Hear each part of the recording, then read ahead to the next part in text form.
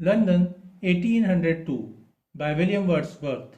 Structure, summary, analysis. Hello and welcome to the discourse. London 1802 is a poem by William Wordsworth, a Petrarchan sonnet about England's decadence at the turn of the 19th century. The sonnet was first published in 1807 in Poems in 2 volumes. The poet emphasizes the need for John Milton's virtuous example. The speaker notices that selfishness has resulted in a lack of happiness and virtue and invokes John Milton, seeking his wisdom and guidance to confront the social and spiritual ills of contemporary England. In 1738, Samuel Johnson wrote a long poem titled London. In that poem, Samuel Johnson also described the various problems of London, including an emphasis on crime, corruption, and the squalor of the poor. William Blake wrote a short poem of 16 lines titled London, published in 1794.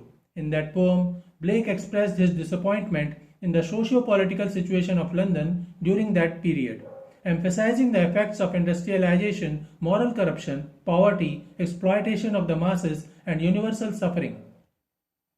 In London 1802, William Wordsworth castigates the English people as stagnant and selfish and eulogizes 17th century poet John Milton.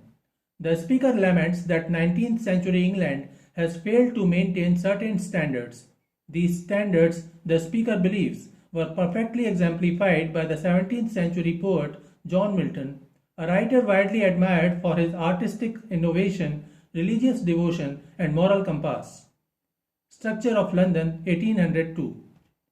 London 1802 is an Italian sonnet or the Petrarchan sonnet. The poem has 14 lines. The first 8 lines are known as the octave, which is made up of 2 4-line quatrains. The next 6 lines make up the sestet, which itself is composed of 2 3-line tercets. Wordsworth followed the standard structure of the Italian sonnet and split the octave and sestet with volta in the first line of the sestet. In a standard Petrarchan sonnet, the octave is used to describe a problem while the volta is used to offer a possible solution to that problem. That is what Wordsworth does in his poem. In the first 8 lines, he describes England as a swampy marshland of stagnant waters, where everything that was once a natural gift, such as religion, chivalry, and art, symbolized respectively by the altar, the sword, and the pen, has been lost to the scourge of modernity. In the sestet, he celebrates Milton, praises the famous poet and his way of life, and presents it as the antidote to England's societal decline. The poem is written in iambic pentameter, with frequent disruptions as the poet used trochees instead of iambs in some instances. The rhyme scheme is ABBA, ABBA, CDDE, CE. Though the speaker remains unidentified, he or she is a citizen of England, respects its past glory, and admires John Milton. One may safely assume that the speaker is Wordsworth himself. The poet used apostrophe, caesura, personification, metaphor, simile, metonymy, enjambment, and consonances in the poem. The poem's tone is pleading and praising, as the speaker pleads and praises the dead poet Milton to reappear and lead his countrymen to better ways of living. Summary of London 1802. The octave, lines 1 to 8. Milton, thou should be living at this hour.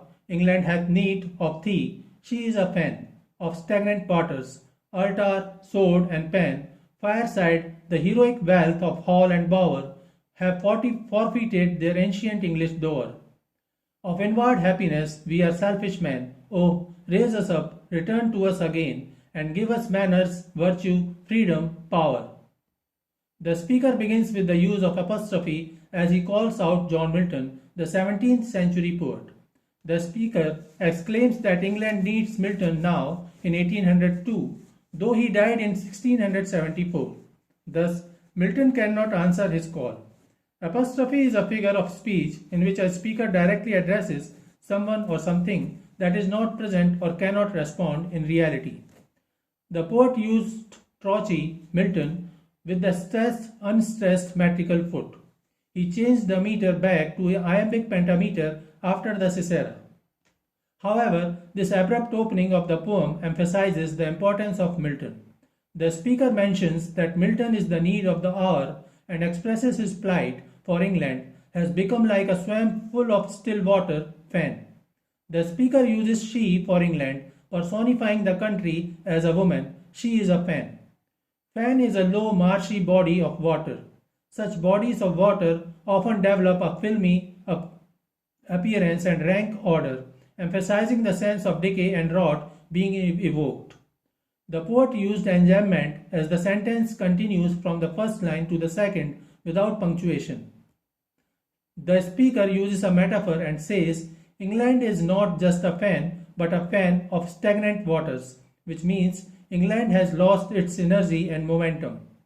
When looking at England's prosperous history and comparing it to the country's current religious values, military, literature, and common life, the speaker feels they are no longer the same. Wordsworth used metonymy while describing England becoming stagnant and corrupt. In lines 3 to 4, altar, sword, and pen, fireside the heroic wealth of Hall and Bower means the church, the army, British writers, and homes. The speaker mentions the reason for this decline of his nation in line 6 and says, We are selfish men. The speaker continues to call upon Milton and seeks his help to uplift the people of England to the former glory. He prays Milton to rise from death and bring the English us manners, virtue, freedom, and power. The sestet, lines 9 to 14. Thy soul was like a star and dwelt apart. Thou had a voice whose sound was like the sea, pure as the naked heavens, majestic free. So did thou travel on life's common way, in cheerful godliness, and yet thy heart the lowliest duties on herself did lay. The first line of the sestet serves as the volta. After describing the problem the speaker is facing regarding England, his nation, he offers a solution that lies within the means and way of life that Milton followed. The speaker says that Milton's soul was like a star. He was different even from his contemporaries in terms of the virtue listed above. The speaker tells Milton that his voice is like the sea and the sky, a part of nature and therefore natural, majestic, free. The speaker also compliments Milton's ability to embody cheerful godliness even while doing the lowliest duties. The speaker deliberately compares Milton to things found in nature, such as the stars, the sea, and the heavens.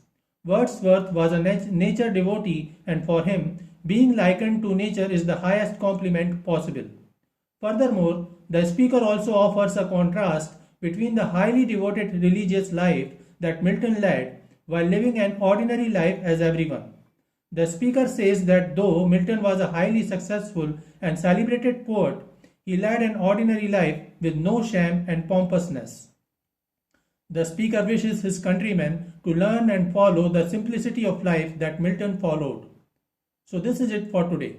We will continue to discuss the history of English literature. Please stay connected with the discourse. Thanks and regards.